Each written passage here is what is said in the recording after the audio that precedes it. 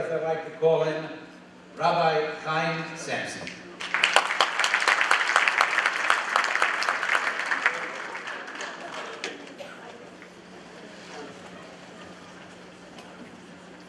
The hour is late, so I won't speak for long.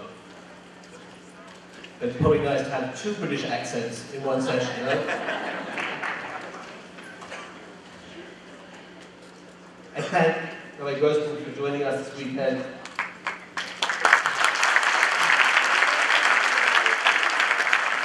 I have to say that for myself, it's a little bit of an ahama that Baruch Hashem, I was over to have a 26-year relationship with Rabbi Weinberg himself. And to meet Rabbi Grossman, who had that same passion, that care, that love for Achenu Kol Beis Yisrael. It's a little bit of an ahama, and I thank you for that. And Rabbi used to say something that we've said before, but he used to say, when he talked about starting Aish Torah, and he said, I didn't know how to start an organization. What did I know about organizations? But I knew one thing, that if a father has a child who's drowning, and you can save him if you have some rope, and you say to the father, give me some rope, is he going to give you the rope? Of course he'll give you the rope. You're going to save his children. You're going to save his child. So he used to say, the Rebbe Shalom has everything. If we're coming to save his children, is he going to help us? Is he going to give us the rope? Of course he's going to give us the rope.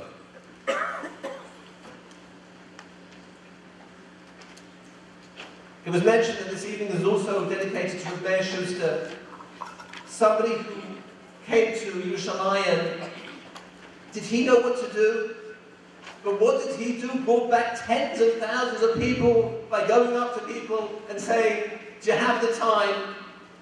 Would you like to come and meet a wise man? Would you like to go to yeshiva? Very simple things. But he cared, and he brought back thousands, tens of thousands of people. And I'd just like to take this moment to thank that my own wife, and I thank my wife for everything that's happening. Thank you so much for coming.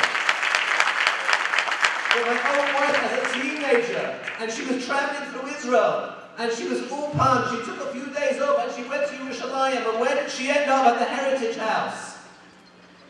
Rabbi Meir Schuster's Heritage House. And he asked her, what are you doing here? And she said, I came to learn Hebrew on an ulpan. He said, well, why do you want to do that?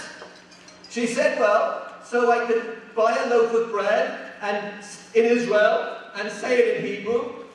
So he said, so if I understand you correctly, you came to Israel so you could buy a loaf of bread and say it in Hebrew? And that's what he said. He was a man of few words. And that got my wife thinking. And Baruch Hashem was over to have her in her journey. So I thank Rabbi Schuster. And he was someone, what did he know? But for all of us, and this is my message, we don't know. Do you know what to do? How do we reach out to Achenu? I don't know what to do. But Noah Weinberg himself didn't know what to do. And look what he did. So let's follow his example and have that emunah, that the Almighty will give us the rope if we just care and we try. We have to put in some hishtadlus. And Rahman al-Islam, we know the situation of Klal Yisrael is dire. But if all of us here today, the 1,300 people, whoever it is, all try a little hishtadlus, think of one person that you can reach out to. One person that you'll try to reach out to.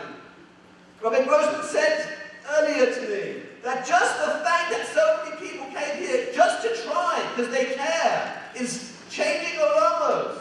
That in and of itself, if we go back and try at least, well, I'm not going to ask you to take out your cell phones, but think of someone, make as hishtadlus.